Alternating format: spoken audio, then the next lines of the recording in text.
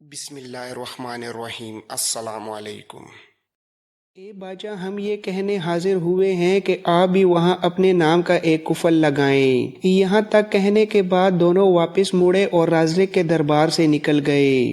دونوں بوڑھوں میں سے ایک کی زبانی یہ حیرت انگیز قصہ سننے کے بعد رازق حیرت اور تعجب میں ڈوب کر رہ گیا تھا۔ اس کے دل میں اس گنبد کا طلسمی راز حاصل کرنے کا شوق پیدا ہوا اور اس کا اظہار اپنے درباریوں کے سامنے بھی کیا۔ مشیروں، وزیروں، بشپ اور اس کے پادریوں نے اسے منع کیا اور کہا کہ آج تک گنبد کے اندر کوئی شخص زندہ داخل نہیں ہوا، حتیٰ کہ قیصر اعظم بھی اس قسم کی جرات نہ کر سکا کہ وہ اس طلسم کو جاننے کے لیے اس عمارت میں داخل ہوتا، کیونکہ تقاوی میں کہنا میں بھی لکھا ہے کہ گنبد کا بعید کوئی دریافت نہیں کر سکے گا مگر ایک بادشاہ جو اپنے سلسلے میں آخری ہوگا۔ اس کو بھی یہ امر اس وقت میسر ہوگا جب ستون سلطنت مرکز ثقل سے ہل جائے گا، جب باہمی نفاق کو بے وفائی اس کی بنیاد کو کھوکھلی کر دے گی اور غضب الہی ہونے والا ہوگا۔ مگر بادشاہ رازق ان تمام نصیحتوں کے برخلاف اس طلسمی گنبد کا راز جاننے پر بضد تھا، لہٰذا ایک روز ان تمام خطرات کے باوجود وہ اپنے بوجھ سے سوار اور پیادہ دستوں کو لے کر اس طلسمی گنبد کی طرف روانہ ہو گیا۔ یہ گنبد چٹانوں کے بیچوں بیچ بلند کوہستانی سلسلے کی چوٹی پر واقع تھا۔ اس کی دیواریں سنگ مرمر اور سنگ زبرجد سے بنائی گئی تھیں، جن پر نہایت نازک اور دقیق نصیحتیں کندہ تھیں، جو اس قدر صاف شفاف تھیں کہ باوجود اس قدر پرانی ہونے کے آفتاب کی دست درازیوں کی تاب نہیں لا سکتی تھیں۔ گنبد کا دروازہ پورے پتھر کو تراش کر بنایا گیا تھا، جس کے کواڑوں پر ہرکلیس سے لے کر عطیشہ تک تمام بادشاہوں کے ہاتھ کے باری باری قفل پڑے ہوئے تھے۔ جب بادشاہ رازق اپنے دستوں کے ساتھ اس گنبد کے دروازے پر پہنچا تو اس نے دیکھا کہ دروازے کے دونوں جانب وہی دونوں بوڑھے کھڑے تھے جو اس کے دربار میں حاضر ہوئے تھے۔ ان دونوں بوڑھوں نے بادشاہ رازق کو منع کیا اور سخت مصیبت کی پیشن گوئی کی۔ اسے تنبیہ کی کہ اگر وہ اس گنبد کے اندر داخل ہوا تو یہ داخلہ اس کے لیے نہایت تکلیف دہ اور مستقبل کی مصیبتوں کا باعث بن جائے گا۔ لیکن جب ان دونوں بوڑھوں کی کوئی نصیحت نے رازق پر اثر نہ کیا تو وہ خاموش ہو گئے۔ ان کی اس خاموشی کے بعد رازق نے اپنے سپاہیوں کو سارے قفل کھولنے کا حکم دیا۔ ناچار وہ دونوں بوڑھے بھی اس طلسمی عمارت کے وہ قفل کھولنے میں رازق کے سپاہیوں کا ساتھ دینے لگے تھے۔ آخرکار غروب آفتاب کے وقت تمام قفل کھل گئے۔ بادشاہ رازق اپنے ہمراہیوں کے ساتھ دروازے کی طرف بڑھا اور گنبد کا بھاری بھرکم پرانا قدیم کواڑ کھول کر اس عمارت میں داخل ہوا۔ اول ایک وسیع کمرے میں داخل ہوا، دوسری جانب ایک اور ایسا ہی دروازہ تھا جس کے پاس والے کمرے میں راستہ جاتا تھا۔ اس دروازے کے سامنے پیتل کا ایک بڑا مہیب خوفناک مردانہ بت تھا۔ اس بت کے ہاتھ میں ایک بھاری گرز تھا جسے وہ وقفے وقفے سے زمین پر مارتا تھا۔ یہ منظر دیکھ کر تھوڑی دیر کے لیے بادشاہ رازق خوف و حیرت میں ڈوب گیا۔ پھر رازق کو پیتل کے مہیب اور خوفناک بت کی چھاتی پر لکھی تحریر کو پڑھ کر حوصلہ ملا۔ پیتل کے اس بت کے سینے پر یہ فقرہ درج تھا: میں اپنا فرض منصبی پورا کرتا ہوں۔ رازق نے اس بت کے سینے پر جب یہ فقرہ کندہ دیکھا تو اس کا حوصلہ بڑھ گیا۔ پیتل کے اس مجسمے کو اس نے قسم دے کر کہا: مجھے گزر جانے دے، میری ہرگز یہ منشا اور ارادہ نہیں ہے کہ اس گنبد کے اندر رکھی اشیاء کو میں کوئی نقصان پہنچاؤں یا میں اس کے اندر تخریب کے در پہ ہوں۔ میں تو صرف اس کے اندر رکھے ہوئے راز کو جاننا اور دریافت کرنا چاہتا ہوں۔ ہسپانیہ کا بادشاہ رازق جب یہ جملے ادا کر چکا تو اس کے حیرت کی کوئی انتہا نہ رہی۔ اس نے دیکھا کہ اس پیتل کے مجسمے نے آہنِ گرز گمانا بند کر دیا اور وہ مجسمہ بالکل ساکن اور خاموش کھڑا رہ گیا۔ یوں رازرک اپنے اراکین سلطنت کے ساتھ پیتل کے اس مجسمے کے نیچے سے گزر کر دوسرے کمرے میں داخل ہوا۔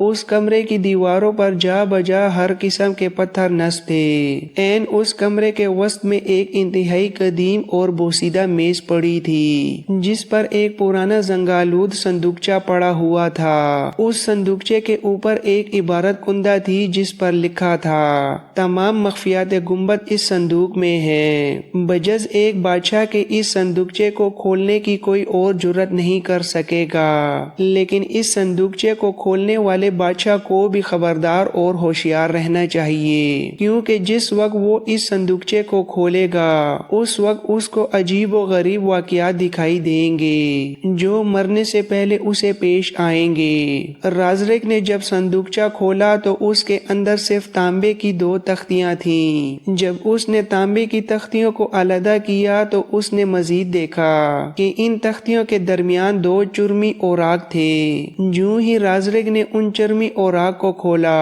اسے یوں لگا جیسے نفرت کا ایک بارود پھٹ پڑا ہو، آگ اور خون کے بھرے راستے عذاب کی محیب تصویروں کی طرح بہہ نکلے ہوں۔ اس کی رگوں کے اندر روح کی تشنگی اور ذہن کے اندر موم کے جگڑوں کی یورش شروع ہو گئی تھی۔ وہ ایسا محسوس کر رہا تھا جیسے خون کے ان گنت نالے بہتے ہوئے شور کرنے لگے ہوں۔ اس چرمی وسلی کا کھلنا تھا کہ رازرک نے دیکھا کہ اس چمڑے کے اوراق جس پر گھڑ سواروں کی تصویریں بنی ہوئی تھیں حرکت میں آ گئیں۔ تصویروں کے چہرے نہایت خونخوار اور بھیانک تھے اور پیش کف سے مسلح تھے۔ اس کے پیشانی کے صفحے پر یہ عبارت لکھی تھی، دیکھ اے بداندیش ان لوگوں کو جو تجھے تیرے تخت و تاج سے نیچے گرا دیں گے اور تیرے ملک پر قبضہ کر لیں گے۔ اس کے بعد رازرک اور اس کے اراکین سلطنت نے دیکھا کہ چمڑے کے ان 2 اوراق پر میدان جنگ کا سما دکھائی دینے لگا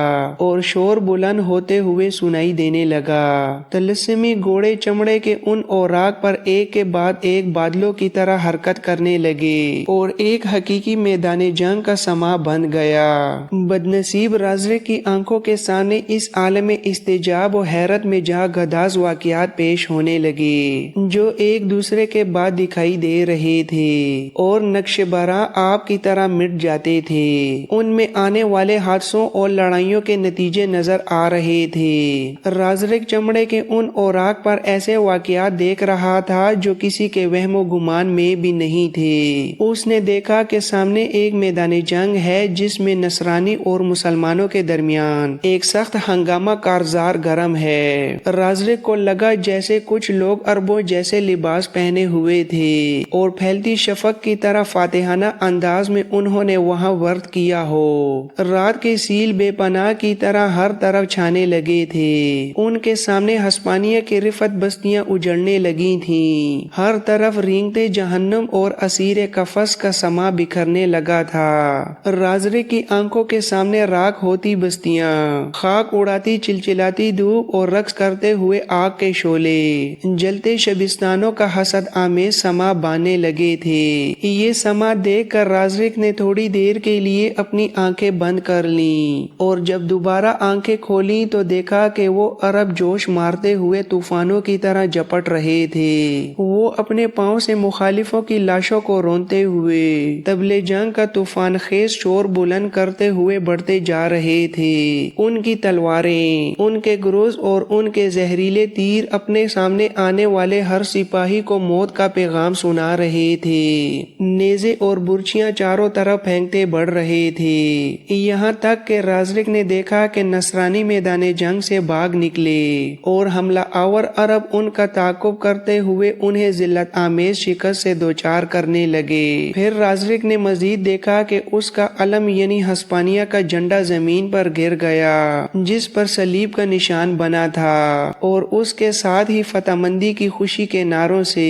مصیبت زادوں کی چیخوں اور قریب المرگ زخمیوں کی آہو زاری سے تمام فضا گونجنے لگی۔ شکست خوردہ سپاہی ادھر ادھر بھاگ رہے تھے اور موت کا خوفناک منظر طاری تھا۔ رازرک کی نظر اچانک ایک ایسے سوار پر پڑی جس کی پیٹھ اس کی طرف تھی۔ یہ جوان اپنے سر پر شاہی تاج پہنے اپنے سفید گھوڑے پر سوار تھا۔ رازرک نے جب غور سے سوار کی طرف دیکھا تو یوں لگا جیسے وہ خود ہی اس سوار کی صورت میں موجود ہو، کیونکہ اس کی پیٹھ خود اپنی پیٹھ جیسی تھی، اور اس کے نیچے جو گھوڑا تھا وہ گھوڑا بھی بالکل ویسا ہی تھا جیسے رازرک کا اپنا گھوڑا تھا۔ گویا رازرک کو یوں لگا کہ وہ جوان خود رازرک ہو جو اس جنگ میں حصہ لے رہا ہو۔ عین ہنگامے کے عروج پر رازرک نے پھر دیکھا کہ وہ گھڑ سوار اپنے گھوڑے سے نیچے گر گیا، پھر کہیں اس کا پتہ اور نشان معلوم نہ ہوا، اور اس کا گھوڑا دیوانہ وار خالی پشت چاروں طرف بھاگا پھرتا رہا۔ یہ سارا سما دیکھنے کے بعد رازرک اور اس کے ہمراہی طلسمی گنبد سے حواس باختہ ہو کر بھاگے، مگر اس سے پہلے ہی پیتل کا وہ مجسمہ وہاں سے غائب ہو چکا تھا، اور بوڑھے جو رازرک کی خدمت میں حاضر ہوئے تھے وہ اس گنبد کے دروازے پر مرے پڑے ہوئے تھے۔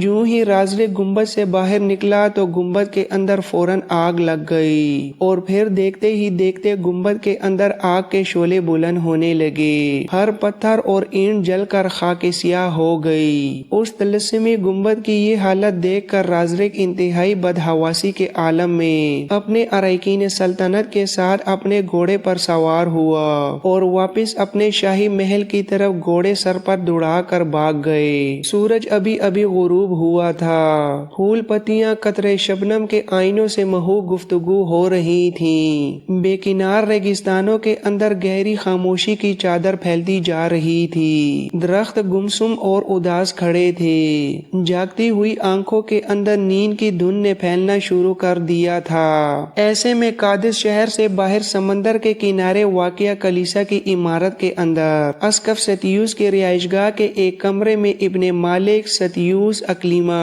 اس کی ماں الیانا اور راہبہ ایلیا اکٹھے بیٹھے کسی موضوع پر گفتگو کر رہے تھے کہ کلیسا کا ایک نوجوان پادری باغا باغا آیا اور اسقف ستیوس کے آگے اپنی گردن کو کافی حد تک خم دیتے ہوئے کہنا شروع کیا، اے مقدس باپ، سمندر کے کنارے ماہی گیروں کی کشتیوں کے اندر کچھ ایسے لوگ گھوم رہے ہیں جو مسلح ہونے کے ساتھ ساتھ اقلیمہ کو تلاش کرتے پھر رہے ہیں، لہٰذا آپ کو محتاط ہو جانا چاہیے، ہو سکتا ہے تلاش کرنے والے وہ مسلح جوان کلیسا کی طرف بھی آ جائیں۔ یہاں تک کہنے کے بعد وہ نوجوان پادری خاموش ہو گیا، پھر اس کی گفتگو سن کر اسقف ستیوس چونک کر اٹھ کھڑا ہوا اور اس نوجوان پادری کو مخاطب کرتے ہوئے کہا، تم کلیسا میں واپس اپنے ٹھکانے پر چلے جاؤ اور چاروں طرف نگاہ رکھو۔ جب وہ نوجوان پادری چلا گیا تو ستیوس نے فوراً اپنے سامنے بیٹھی ہوئی راہبہ ایلیا کو مخاطب کرتے ہوئے کہا، اے ایلیا میری بیٹی، تم الیانا اور اقلیمہ کو تہخانے کی طرف لے جاؤ۔ اسقف ستیوس کا یہ حکم پا کر ایلیا فوراً اپنی جگہ سے اٹھ کھڑی ہوئی اور اس کمرے سے اٹھ کر ساتھ والے کمرے میں داخل ہوئیں، وہاں سے اس کے ساتھ ہی اقلیمہ اور الیانا بھی کھڑی ہو گئی، اور پھر ایلیا کی رہنمائی میں گزرنے کے بعد وہ بائیں طرف تہخانے کے اندر چلی گئی۔ ان تینوں کے جانے کے بعد ابن مالک نے اسقف ستیوس کی طرف دیکھتے ہوئے کہا، اے بزرگ ستیوس، میں بھی اب یہاں سے کوچ کرتا ہوں، میری منزل اب ہسپانیہ کا مرکزی شہر ٹولیڈو ہوگی، وہاں جا کر میں رازرک سے کہہ دوں گا کہ اس کے کہنے کے مطابق میں نے اقلیمہ کو بہت تلاش کیا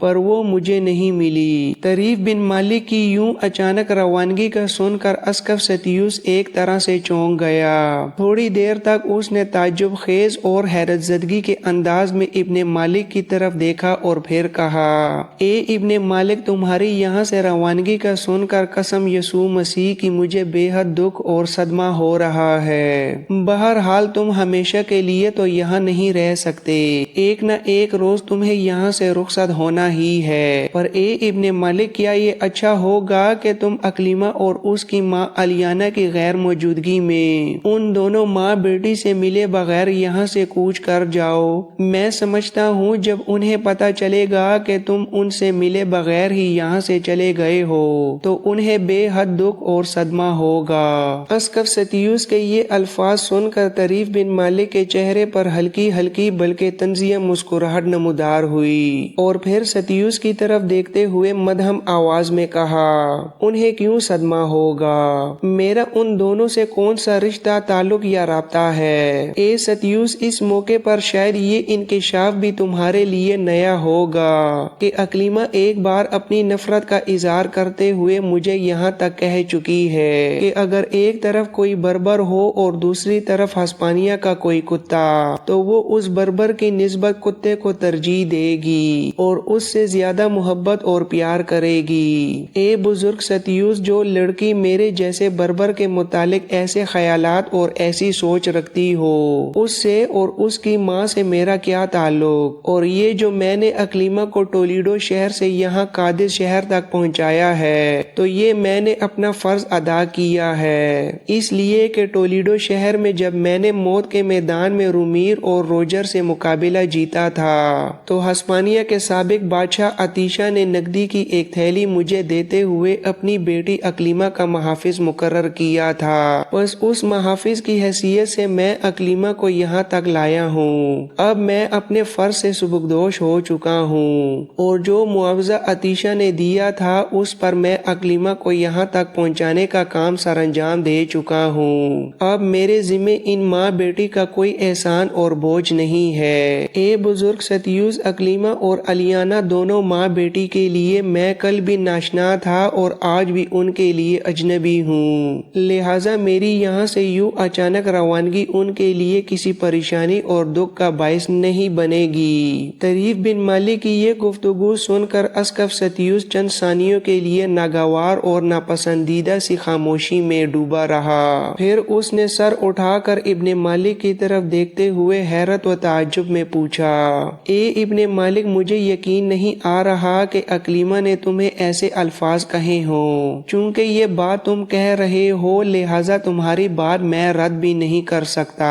ضرور اکلیما نے تم سے یہ الفاظ کہے ہوں گے، پر اے ابن مالک، اکلیما تو روز میرے سامنے تمہاری شرافت، تمہاری نیکی اور تمہاری پارسائی کی تعریف کرتی ہوئی نہیں تھکتی۔ وہ تو کئی بار مجھے یہ کہہ چکی ہے کہ جس طرح ٹولیڈو سے لے کر قادس شہر تک سفر کے دوران ابن مالک میرے ساتھ بلند اخلاق اور عمدہ سیرت کے ساتھ پیش آیا ہے، ایسا اگر رومیر بھی اس کے ساتھ ہوتا تو نہ کر پاتا۔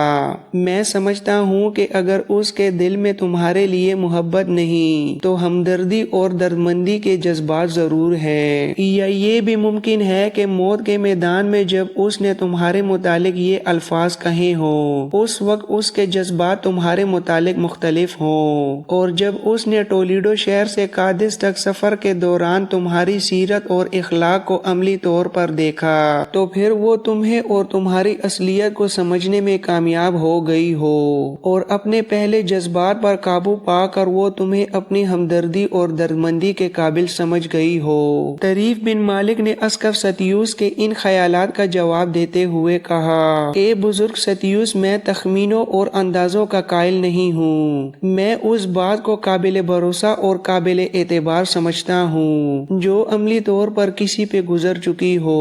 بہرحال میں اس موضوع پر مزید گفتگو نہیں کرنا چاہتا، میرا پختہ عزم ہے کہ میں ابھی اور اسی وقت یہاں سے کوچ کر جاؤں گا۔ اسقف ستیوس نے ابن مالک کے اس ارادے کے سامنے ہتھیار ڈالتے ہوئے کہا، اے ابن مالک، قسم خداوند کی میں تم سے ایک بیٹے جیسی محبت اور ہمدردی رکھتا ہوں۔ بہرحال اگر تم اس وقت کوچ کرنے کا ارادہ رکھتے ہو تو میں تمہارے عزم کے سامنے آڑے نہیں آؤں گا، اس لیے کہ تم فیصلہ اپنی مرضی سے کرنے کا حق رکھتے ہو۔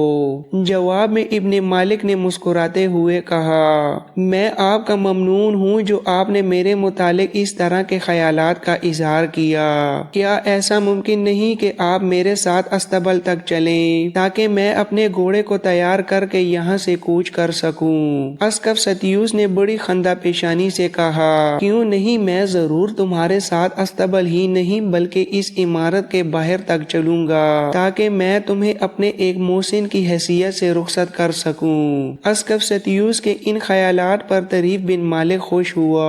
ابن مالک ساتھ والے کمرے میں گیا اور اپنی خرجین، بستر اور دیگر ضروری سامان اٹھا کر دوبارہ ستیوس کے پاس آیا اور اسے کہا، آئیں استبل کی طرف چلیں۔ اس کمرے سے نکل کر دونوں بڑی تیزی کے ساتھ استبل میں آئے۔ ابن مالک نے پہلے اپنے گھوڑے پر زین ڈالی اور اس کے ساتھ اپنا بستر باندھا، دوسری طرف طرف اپنی چرمی خرجین بھی لٹکائی اور اپنی ڈال کمان اور تیروں سے بڑا ترکش بھی زین کے ساتھ باندھ دیا۔